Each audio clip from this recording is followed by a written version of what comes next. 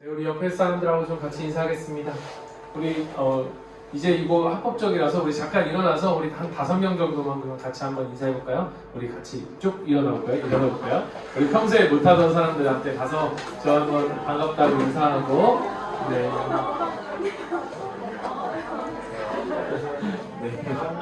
네, 아유 하나도 안 어색하네. 네, 자리에 앉으시면 됩니다. 빨리 하는 거 봐. 이렇게 행동들이 빨랐나? 네, 오늘 같이 우리가 나눌 주제는 여러분 우리가 이제 두 번째 책으로 넘어갑니다. 오늘 이 하나님 나라의 가치 두 번째 우리가 복음을 즐거워하는 사람들에 대한 이야기들을 우리가 나눌 텐데요. 우리가 다음 주에 저희가 그 고난주간 때문에 리더 모임이 없습니다. 그래서 다음 주 소그룹은 여러분이 좀 자율적으로 좀 평소에 못했던 기도 제목도 좀 나누고 그렇게 해주시고 또 다음 한 주간 우리가 예배가 월, 화, 수, 목, 금 있으니까요. 그 가운데 하루씩이라도 우리 뭐 수요일 날 오는 예배 말고 또 다른 예배들도 여러분 또 드리시면서 한 주간 우리가 좀 묵상하고 같이 그렇게 기도했던 부분들을 같이 나누는 시간을 가져도 좋겠다는 생각이 듭니다. 오늘 주제에 대해서 좀 이야기를 같이 나눠보겠습니다. 회심, 하나님께로 돌아서다 라고 하는 내용인데요. 먼저 이렇게 질문을 던져보고 싶습니다. 회심을 누가 할 수 있는가? 과연 회심을 누가 할 수 있는가? 라고 하는 질문을 던진다면 대답은 무엇이냐? 하나님께서 부른 자만이, 우리 좀 이거 넘겨주시겠어요? 네. 하나님께서 부르신 자만이 할 수 있다라고 하는 대답입니다. 그러니까 하나님께서 부른 자만이 하나님께서 부르신다 이 말을 조금 다르게 말하면 소명이라고 이야기하는데 이름을 하나님께서 부르신다는 선택 우리가 예지와 예정 하나님께서 미리 아시고 미리 택하신 자들을 부르시죠. 그러니까 하나님께서 부른 자들만이 회심 이 구원의 서정의 단계에 보면 이 회심에 이를 수 있다라고 하는 부분입니다. 이 부르심이라고 이야기할 때 제가 회심을 이야기하기 전에 사실 이 회심을 이야기하려면 여기서 보면 부르심과 중생을 거쳐서 회심이 일어나기 때문에 제가 이 부분을 조금 여러분하고 다루고자 하는 거예요. 여러분은 이거를 꼭 여러분 친구들하고 소그룹 원들하고 다루어야 될 필요는 없어요. 여러분은 교제에 집중하시면 되는데 제가 여러분한테만 조금 특별하게 설명을 해드리는 겁니다. 이 하나님의 부르심 할 때 우리가 그 부르심을 수식하는 그런 표현이 있는데 그게 뭐냐면 효과적인 부르심이라고 이야기합니다. 이 말은 뭐냐? 이건 부르심인데 하나님 부르시면 어떻게 해요? 이건 반드시 뭐가 있어요? 효과가 있다는 거예요. 반드시 불러줄 수밖에 없다는 거예요. 하나님, 야 홍성표 이랬는데 됐어요. 이렇게 할 수가 없다는 거예요. 홍성표 이렇게 내가 불렀어라고 하면 그냥 불러줄 수밖에 없는 것. 이게 바로 효과적인 부르심입니다.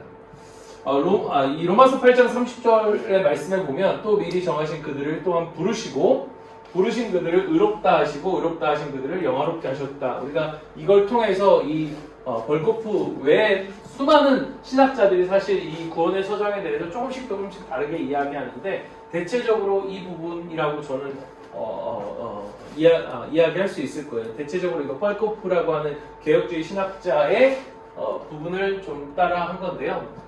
어쨌든 우리가 이렇게 좀 말씀을 통해서 우리가 이런 구원의 서정을 우리가 좀 볼 수 있는데 그 가운데 부르심은 효과적인 부르심. 이건 저항할 수도 없고 뒤집을 수도 없고 깨어질 수도 없는 신비로운 연합. 그러니까 하나님이 우리를 부르셨을 때 하나님과 하나가 되는데 깨어질 수도 없고 그러니까 저항할 수 없고 뒤집혀질 수도 없는, 그러니까 다시 취소될 수도 없는 그러한 연합이라고 하는 거예요.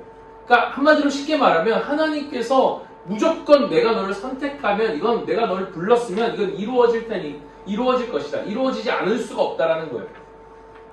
그러한 효과적인 부르심. 하나님 무조건 선택하시면 그 자는 무조건 구원받게 되어 있는데 그렇게 생각할 때 우리가 어떤 생각을 하게 되냐? 그러면 어차피 구원받을 건데 어차피 하나님 부르셨고 구원받을 거면 그럼 내 맘대로 살면 되지 않는가? 라고 하는 생각을 우리가 할 수 있겠죠. 로마서 6장 1절 2절에 보면 그런즉 우리가 무슨 말을 하리요? 은혜를 더하게 하려고 죄에 거할 수 있겠느냐? 그럴 수 없다라는 거예요. 그럴 수 없다라는 거예요. 그 질문을 똑같이 로마 교회에 있는 성도들이 했던 거예요. 그러면 바울이 말한 대로 믿음으로만 구원을 받는 거면, 그러면 하나님 정하신 자들 다 구원을 받는 거면, 그럼 그냥 내 맘대로 살면 되겠네. 어차피 구원은 하나님께서 무조건적으로 주시는 거니까. 그러니까 바울이 뭐라고 대답합니까? 그럴 수 없다는 거예요. 그럴 수 없다는 거예요. 쉽게 생각을 해보겠습니다. 예를 들어서 여러분, 이 효과적인 부르심은 방종이나 방탕, 그러니까 내 맘대로 살고 그냥 죄를 마음껏 지으면서 살아가는 것을 허용한다? 우리는 이렇게 생각하기 쉽지만 여러분 그렇지 않아요. 효과적인 부르심, 그러니까 하나님이 무조건적으로 이 하나님 부르면 무조건적으로 이건 불려짐 당할 수밖에 없는 이 효과적인 부르심은요, 효과적인 부르심이기 때문에 우리로 하여금 방종과 방탕이 아니라 순종의 열정을 생기게 한다는 것입니다. 여러분 이 말에 동의하십니까? 여러분 이 말에 이해하십니까? 제가 이렇게 이야기를 해볼게요. 우리 혜리랑 우리 신은이가 있어요.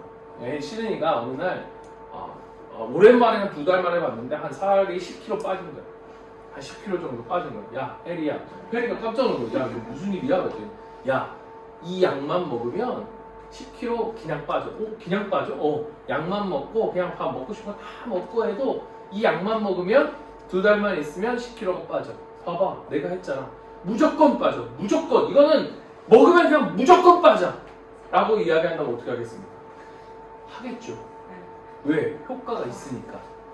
이 다이어트는 또 좀 일반적일 수 있으니까. 이 실화를 예를 들어서 제가 너무나 사랑하는 그 아내가 있는데, 요거는 편집해서 없애고.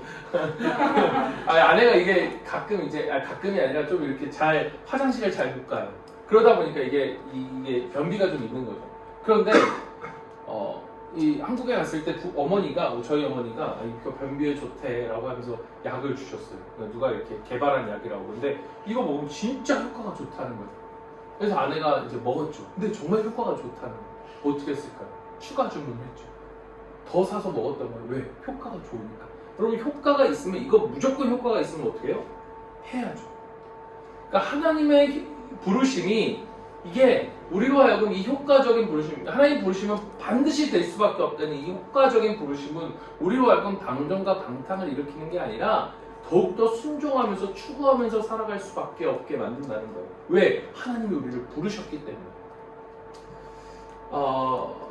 이 효과적인 부르심의 두 번째 부분을 우리가 생각을 해보면 또 뭐가 있냐? 내 삶의 자격이 내게 없다는 거예요. 이 효과적인 부르심이라고 하는 것이 아까 말한 첫 번째는 우리로 하여금 더욱더 순종의 삶을 살아가도록 효과적이기 때문에, 이건 반드시 불러지는 삶이기 때문에, 이건 그렇게 하나님을 향해서 순종과 열정을 추구하면서 살아가게 한다면, 또 하나는 이게 이 효과적인 부르심이 나로부터 시작된 게 아니잖아요.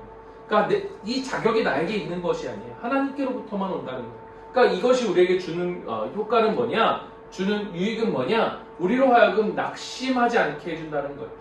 하나님이 우리를 부르셨기 때문에 이건 반드시 이루실 것이기 때문에, 그리고 이 부르심이라고 하는 것을 우리가 무엇보다 어떤 측면으로 생각해야 되냐? 관계적인 측면으로 생각을 해야 돼요. 그러니까 하나님이 우리를 한번 우리를 당신의 아내로, 당신의 자녀로 삼으셨다면 이걸 다시 되돌릴 수 없다는 거예요. 그러니까 우리가 인간의 관계도 마찬가지잖아요. 아무리 자녀가 말을 안 듣고 속을 썩여도 자녀의 관계를 되돌릴 수 없는, 하나님과의 우리의 관계는 오죽하면 더 이것과 비교할 수 없는 거죠. 절대로 되돌릴 수 없는. 그러니까 그러한 관계 속에서 우리가 어떠한 상황 속에 있어도 우리로 낙심하지 않게 하고, 또 우리로 하여금 이것이 관계이기 때문에 이 관계를 맺게 하기 위해서 하나님께서 하시는 일이 뭐냐? 거듭나게 하신다는 거예요. 그래서 하나님 부르시고 우리를 어떻게 해요? 거듭나게 하세요. 그러니까 거듭나야만 하나님과, 거듭난다는 건 뭡니까? 죽었던 영적인 우리의 영이 회복된다는 거예요. 살아난다는 거예요. 그러니까 이 영적인 생명이 회복된 사람만이 하나님과 교제하기 때문에 하나님이 부르시는 자들을 반드시 부르시고 어떻게 해요? 그들로 하여금 중생, 거듭나게 하신다는 거예요. 뉴본, 새롭게 태어나게 하시는 본어게인.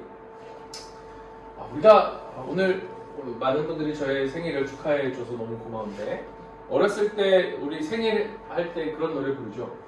생일 축하합니다 이런 노래도 부르지만 진짜 친한 친구들 있으면 어떻게 불러요? 왜 태어났니 왜 태어났니 공부도 못하고 얼굴도 못 이 노래를 가만히 오늘 생일이라서 이 강의를 준비하면서 생각해 보는데 이게 굉장히 철학적인 거예요. 왜 태어났니? 너 왜 태어났니? 그게 공부도 못하면서든 아니면 얼굴도 못생겨도 하여튼 이 질문에 대한 대답. 결국 우리가 묻는 질문이 왜 태어났니? 대답을 못하는 거예요. 이게 인생의 질문. 이 단순한 질문에 대해서 우리가 명확하게 대답을 못하기 때문에 우리의 인생이 계속해서 방황하는 인생으로 살아간다는 거죠. 요즘 이제 젊은이들이 아이를 잘 안 낳는다고 합니다. 왜냐하면 아이 낳고 아이를 기르는 것이 현실적으로 굉장히 힘든 그러한 삶이기 때문에 물론 이전에도 힘들었겠죠. 그러나 지금 우리가 받아들이는 그런 삶의 현실이 굉장히 무겁기 때문에 하나도 간수하기 어려운데 자녀를 낳아서 이 자녀를 교육시키고 이렇게 해야 된다는 것이 굉장히 버겁게 느껴진다는 거예요. 그러니까 내가 살아야 할 바깥 세상의 무게에 따라서 어쩌면 우리의 존재의 가치가 달라지는 거죠. 우리가 이렇게 세상이 힘들기 때문에 나는 아이를 낳지 않을 것이다 라고 이야기한다. 일리가 있습니다. 그런데 여기서 한 가지 빠진 게 있어요. 뭐가 빠졌냐? 내가 이 아이를 낳지 않는 이유가 이 세상의 어떤 환경들이 아이를 기르기에 나에게 너무 힘들기 때문이라고 한다면 한 가지가 우리가 관가하고 있는 게 뭐냐? 바로 관계로부터 오는 사랑의 힘을 잃어버리고 있다는 거예요. 사실 이게 가장 큰 기쁨이라는 거예요. 부모가 아이를 낳았을 때 아이를 길러야 하는 수많은 어려움들이 있지만 그러나 그 어려움보다 더 큰 게 뭐냐? 이 아이와 맺는 인격적인 관계, 부모와 자녀와의 관계, 그 사랑의 힘이 그 안에 있는 거죠. 이 거듭남이라는 것은 태어나는 거잖아요. 하나님이 우리를 다시 태어나는 거예요. 하나님 안에서 태어나는 거예요. 하나님과 관계를 맺는 거죠. 영적인 생명이 태어나는 거예요. 그러니까 물과 성령으로 나지 아니하면 너희가 거듭날 수 없다라고 하는 말은 이게 우리가 할 수 있는 일이 아니라는 거예요. 하나님이 우리로 하여금 우리가 태어나고 싶어서 태어났으니까. 여러분 저 태어나고 싶습니다. 여기 이 부모에게 내가 태어나고 싶습니다. 여러분 태어난 사람 아무도 없잖아요. 그러니까 우리가 우리 스스로 태어날 수 없었던 것처럼 하나님이 우리를 새롭게 태어나게 하시는데 이건 우리가 할 수 있는 일이 아니라는 거예요. 물과 성령으로 나오지 아니하면 이 말은 이런 뜻인 것입니다. 이렇게 우리가 다시 태어날 때 두 가지 변화가 있는데요. 첫 번째는 뭐냐면 내 삶의 목적이 바뀌어집니다. 그러니까 다시 말하면 더 정확하게 말하면 목적 있는 존재가 되는 거예요. 아까 말했잖아요. 왜 태어났니? 그러니까 하나님 안에서 거듭나지 못한 사람은 그 존재의 목적에 대해서 발견하지 못한다면 거듭난 사람의 가장 큰 변화는 뭐냐? 목적이 생겨난다. 분명한 목적. 그런데 이 목적은 뭐냐? 내 맘대로 정할 수가 없는 목적이에요. 요즘은 옳고 그름이라고 하는 것이 좋고 싫음으로 바뀌어진 세대를 우리가 살아가고 있는 것 같아요. 그래서 너 그렇게 살면 안 돼 라고 하는 말의 근거가 사라져버리죠. 그러니까 너 그렇게 살면 안 돼라고 하는 데 있어서는 근거가 있잖아요. 기준이 있잖아요. 그러니까 기준이 옳고 그름의 기준이 뭐로 바뀌냐? 내가 좋으면 좋은 거고 내가 싫으면 싫은 거예요. 그러나 여러분 생각해 보십시오. 시계를 생각해 보면 시계의 목적은 시간을 보는 게 시계의 목적이죠. 주된 목적이죠. 이 목적이 있을 때 좋고 나쁨을 우리는 구별할 수 있을 거예요. 그러니까 목적이 있어야 이것이 좋은 시계인가 좋지 않은 시계인가를 분별할 수 있는 거죠. 만약에 시계가 있는데 시계가 매번 틀려요. 매일매일 5분씩 늦어져. 여러분 이건 좋은 시계입니까? 아무리 이뻐도 아무리 멋있어도 좋은 시계가 아니겠죠. 그러니까 이렇게 목적을 거부하면 유일하게 남는 옵션은 뭐냐? 도덕의 원리, 그러니까 인간의 본성, 그러니까 좋고 싫음으로 이 감정에 맡기는 거예요. 이것이 좋으면 내가 좋은 거고 옳은 거고 싫으면 나쁜 거고 라고 하는 인간의 본성에 맡겨진다는 거죠. 그래서 우리가 특정한 방식을 이렇게 살아야 해 라고 하는 목적에 대해서 방식을 요구받으면 강요받는 것 같아서 우리의 마음에 반발심이 생겨납니다. 그렇게 하면 안 돼 라고 하는 말에 강요받는 것 같아서 만약에 예를 들어서 시계가 있는데 야 시계는 이 목적이 시간을 보는 거야. 이 시간을 보는 거가 주된 목적이야 라고 하는 말이 내가 기분이 나빠서 이 시계를 시계가 그냥 그래서 조심해야 돼, 조심히 다뤄야 돼 라고 했는데 어떻게 해요? 그냥 막 던지면서 했어요. 아, 기분 나빠. 나는 그렇게 하지 않을 거야. 난 달라. 이러면서 막 시계를 던지면서 막 공처럼 갖고 놀았다. 그럼 어떻게 될까요? 시계는 부셔지겠죠. 왜냐하면 시계의 목적이 그게 아니기 때문에. 그러니까 이렇게 살아야만 한다라고 하는 것을 우리가 억압으로 느끼는데, 사실 우리가 분명하게 하나님의 거듭난 사람의 목적이 있다면 이렇게 살아야만 돼라고 하는 것은, 그것이 우리로 하여금 억압이 아니라 뭐예요? 우리의 목적대로 살아가게 하는, 다시 말하면 우리를 보호해 주는 것이라는 거예요. 그 가운데 성경이 우리에게 주되게 요구하는 가장 중요한 우리의 삶의 목적이라고 이야기하는 것 중에 하나가 뭐냐? 바로 사랑이에요. 사랑해야 한다. 사랑하는 것. 사랑하면서 사는 것에 대해서 이야기하는 거예요. 그래서 우리가 만약에 나는 사랑하는 거 귀찮아. 그냥 나는 내 유익만을 위해, 나만을 위해 살 것이다 라고 우리가 이야기한다면 어떻게 해요? 우리의 목적, 우리가 거듭난 우리의 존재의 목적대로 살지 않기 때문에 어떻게 해요? 망가져 버리는 거예요. 깨어져 버리는 거예요. 우리의 모든 삶의 부분들이 깨어져지는 거예요. 모든 관계가 깨어져 버리는 거예요. 그러니까 목적을 벗어나면 오히려 부서지는 거죠. 그래서 우리가 하나님이 우리에게 주신 가장 큰 목적, 사랑해야 한다라는, 서로 사랑하라는 그 목적을 따를 때 우리는 뭐예요? 가장 행복한 존재라는 거예요. 우리가 하나님 안에서 거듭난 존재라면. 또 하나는 우리가 그러한 관점을 가질 때 아직 여전히 관계 속에서 변화되지 않은 사람들을 향한 가능성을 바라보게 한다는 거죠. 그게 뭡니까? 저 사람이 하나님이 부르신 것이 맞다면 그 사람의 부르심을 이루실 것이 하나님이시기 때문에 여전히 그렇지 않아 보인다 할지라도 뭐가 있어요? 소망이 있다는 거예요. 우리가 어떤 상황 가운데 있을지라도 마찬가지예요. 우리의 상황이 결코 좋아 보이지 않고 고난과 고통, 그리고 내가 생각하는 것대로 가지 않는 것 같은 그때에도 우리의 부르심과 우리가 다시 태어난 이 거듭남의 주권이 하나님께 있다라는 이 사실을 믿을 때 비로소 우리는 그것을 견뎌낼 수 있는 힘이 생기는 거예요. 무엇보다 여러분, 거듭났다라고 하는 것은 하나님이 우리를 낳으셨다라는 거잖아요.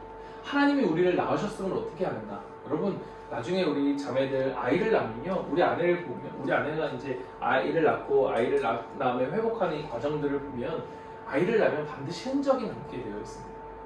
상처가 남죠. 흔적이 남죠. 하나님이 우리를 태어나게 하셨다? 우리에게는 흔적이 있다는 거예요. 그게 무엇이냐? 하나님이 우리를 낳으신 흔적. 그게 바로 십자가예요. 십자가가 바로 우리를 거듭나게 한, 우리를 태어나게 한, 우리를 부르신, 우리를 거듭나게 한 하나님의 아버지의 흔적이라는 거예요.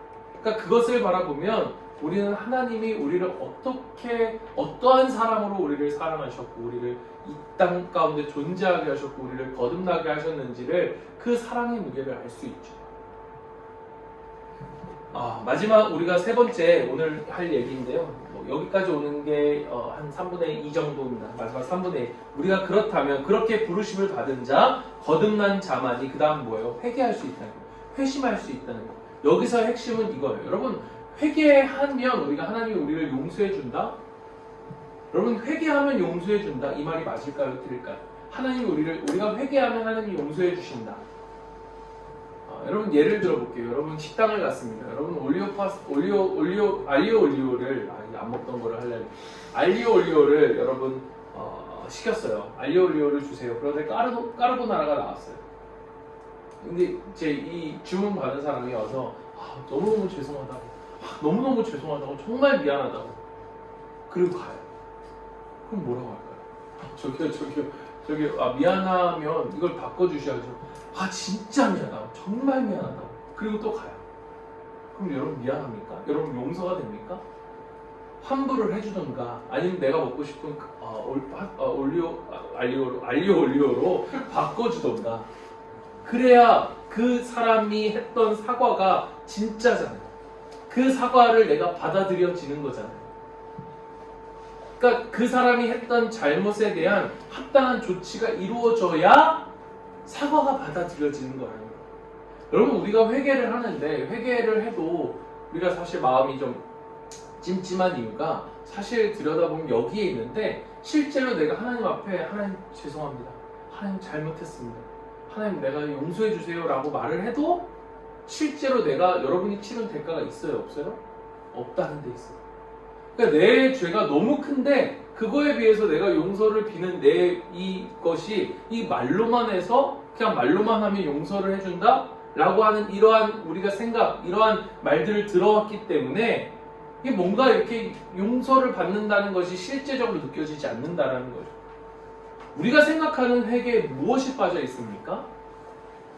배상의 개념이 빠져 있는 거예요. 보상의 개념이 빠져 있는 거예요. 여러분, 보상이 없으면, 배상이 없으면 그 죄에 대한 대가로서의 배상을 지불하고 보상을 지불하지 않으면 회개는 사실 회개 자체는 성립이 되어지지 않는 거죠. 그렇기 때문에 사실 여러분, 우리는 회개할 수가 없는 존재입니다. 우리가 회개한다? 그러면 뭐가 있어야 돼요? 죄에 대한 처벌을 받아야 돼요. 대가를, 보상을 지불해야 되는 거예요. 그러니까 우리의 죄에 대해서 죄에 대한 대가를 치러야만 우리가 죄에 대해서 용서를 받았다, 회개를 받았다, 용서를 받았다라고 말할 수 있다라는 거예요. 그냥 하나님께 죄송합니다라고 말하는 것으로 회개가 된다? 아니라는 거예요. 절대 될 수 없는 거예요. 그렇다면 우리가 지은 죄에 대해서 대가를 치를 수가 없잖아요. 보상을 할 수가 없잖아요. 그럼 우리는 죄를 회개할 수 없는 사람들이에요. 그런데 우리가 회개할 수 있다면, 성경에서 우리 보고 회개하라 라고 이야기를 한다면 무엇이 있어야만 해요? 누군가가 내 죄에 대해서 대가를 치렀다면 가능하다는 거예요. 그러니까 누군가가 내 죄에 대해서 대가를 치러야만 우리의 죄에 대한 회개가 가능하다는 거예요. 우리가 하나님 앞에 잘못했습니다, 하나님 앞에 죄송합니다, 하나님 용서해 주세요 라고 하는 이 말이 유효해진다는 거예요. 예수님이 나의 죄에 대한 모든 형벌을 십자가에서 받으셨다라고 한다면 그때 비로소 우리가 회개할 수 있다는 것입니다. 그러니까 회개라는 것은 무엇입니까? 나를 대신해서 내 죄를 용서해 주신 예수님을 만난 자의 삶의 반응이 바로 회개라는 거예요. 그러니까 예수님이 내가 지을 죄에 대해서 그 죄의 대가를, 보상을 치르셨다라고 하는 이 대속, 속죄, 대속의 개념, 이 대속을 깨달은 자가 하나님을 향해 드리는 삶의 반응, 그 반응은 때로는 죄의 고백일 수 있죠. 하나님, 내가 이렇게 잘못했습니다. 그리고 또 뭡니까? 이 죄에 대한 슬픔, 그리고 이 죄를 내가 갚을 수 없는데 대신 갚아주셨기 때문에 나오는 감격. 그러니까 이 죄송함과 기쁨을 넘어서는 또 뭐가 있냐? 삶의 태도의 변화를 포괄하는 이 지속적인 삶의 과정이 뭐냐? 회개라는 거예요. 여러분, 우리가 복음을 좋은 소식이라고 이야기하는데 이 복음의 핵심이 뭡니까? 예수님 복음을 전하시는데 이 복음을 말할 때 지난번에도 제가 이야기를 했었죠. 그게 뭡니까? 회개하라. 회개하라. 그러니까 회개하라 라고 하는 말이 뭐예요? 좋은 소식이라는 거예요. 좋은 소식. 여러분, 우리가 가서 회개하십시오 그럼 뭡니까? 내가 뭐? 이렇게 얘기하잖아. 여러분, 회개하라는 것이 왜 좋은 소식입니까? 사람들에게 회개하라고 말하면 그 말을 위협으로 들을 거예요. 그런데 그게 아니라는 거예요. 회개하라는 것이 소망인 이유. 우리가 회개하라는 말이 나올 때마다 우리가 뭐라고 생각해야 되느냐? 내가 회개할 수 있다. 아니, 내가 회개할 수 있게 되었다라고 하는 것을 생각해야 된다는 거예요. 그러니까 성경에서 회개하라는 말은 네가 회개할 수 있게 되었다라는 거예요. 네가 드디어 회개할 수 있는 존재가 되었다라는 거예요. 회개할 수 없고 그 죄에 대한 형벌을 받아야만 하는 그러한 존재가 누군가 우리의 죄에 대해서 형벌을 치렀기 때문에, 보상했기 때문에, 대신 죄를 치렀기 때문에, 값을 치렀기 때문에 우리가 하나님 앞에 하나님 잘못했습니다 라고 하는 이 회개만으로서도 죄를 씻을 수 있는 존재가 되었다는 말은 여러분 진짜 좋은 소식이죠. 여러분, 이거보다 좋은 소식이 어디 있어요? 안 그러면 내가 잘못했어 이 말로 우리가 회개가 안 된다니까요. 하나님이 대신 죄를 치러주셨기 때문에, 예수님이 치러주셨기 때문에 우리가 회개를 할 수 있는 존재가 되었다라고 하는 이 사실은 너무너무나 굿뉴스, 기쁜 소식인 것입니다. 여러분, 내가 용서받는 것은 나의 잘못이 인정하는 것에 있지 않아요. 여러분, 인정해. 알리오 올리오 파스타 내가 잘못 갖다 줬습니다. 여러분, 이렇게 인정하는 것으로 용서가 되지 않아요. 인정했기 때문에 용서해 주는 것이 아니라 잘못에 대한 속죄가 이 죄를 값을 치렀기 때문에 회개가 가능해졌다라는 것입니다. 속죄가 있어야 회개가 가능해집니다. 그러니까 회개했다는 말은 내 죄에 대한 책임을 내가 진다라고 하는 것이 전혀 아니죠. 속죄는 내가 할 수 있는 것이 아니기 때문에 오직 예수님만이 십자가에서 하신 것입니다. 그러니까 예수님이 대신하셨다라고 하는 것을 우리가 대신 속죄를 지셨다, 대속이라고 이야기하는 거예요. 내가 절대 한 것이 아니라. 여러분, 우리가 회개를 내가 죄를 속죄한다라고 생각해서는 안 됩니다. 우리의 참된 회개는 주관적으로나 객관적으로나 죄에 대한 형벌을 감당하는 것이 아니라 오로지 우리의 죄를 대속하신 하나님이 죄인을 죄로부터 해방시키기 위해 사용하는 수단이지, 형벌이 아니라 하나님께서 내가 대신 모든 죄의 값을 치렀고 네가 회개하면 그 회개를 수단으로 해서 우리를 구원해 주시겠다라는 거예요. 여러분, 그렇게 생각한다면 회개하라 천국이 가까웠다라는 말은요, 세상에서 가장 아름다운 소식이에요. 아름다운 문장이에요. 여러분, 이게 얼마나 아름다운 문장입니까? 도저히 회개할 수 없는 우리를 그 십자가에서 죄를 다 치러주시고 회개하라 천국이 가까웠다라는 이 말이 내 죄에 대한 유일한 가능성으로 느껴질 수 있는 가장 아름다운 문장이 되어지는 거죠. 마무리하겠습니다. 여러분, 우리가 잘못을 하면 죄에 대한 대가를 치릅니다. 이게 세상이죠. 여러분, 잘못해보십시오. 여러분, 사기를 치십시오. 사기를 치면 어떻게 됩니까? 경찰에서 여러분 잡아가겠죠. 그리고 그 사기에 대한 대가를 치를 거예요. 우리가 죄를 지면요, 죄를 통해서 나타나는 삶의 결과가 있어요. 여러분, 특히 우리가 이 다윗의 이야기에서 보면 아는데, 다윗이 밧세바랑 죄를 짓고 나서 하나님이 그 죄를 용서해 주시는, 이게 대속의 죄예요. 하나님이 치르셨기 때문에 다윗이 용서를 받을 수 있는 거예요. 그런데 다윗이 용서를 받고 나서도 여전히 그가 치러야 될 죄의 대가들이 있었어요. 자식이 죽었죠. 그리고 자기 자식들이 반역을 일으키고 하는 그 수많은 그 이후에 있는 그 죄의 열매들을 그는 감당해야만 했어요. 그러나 우리가 기억해야 될 것이 무엇이냐? 하나님은요, 내가 잘못 주문을 받은 고객이 아니라는 거예요. 그런 고객이 아니라는 거예요. 하나님은 화가 나 있으시 않으세요.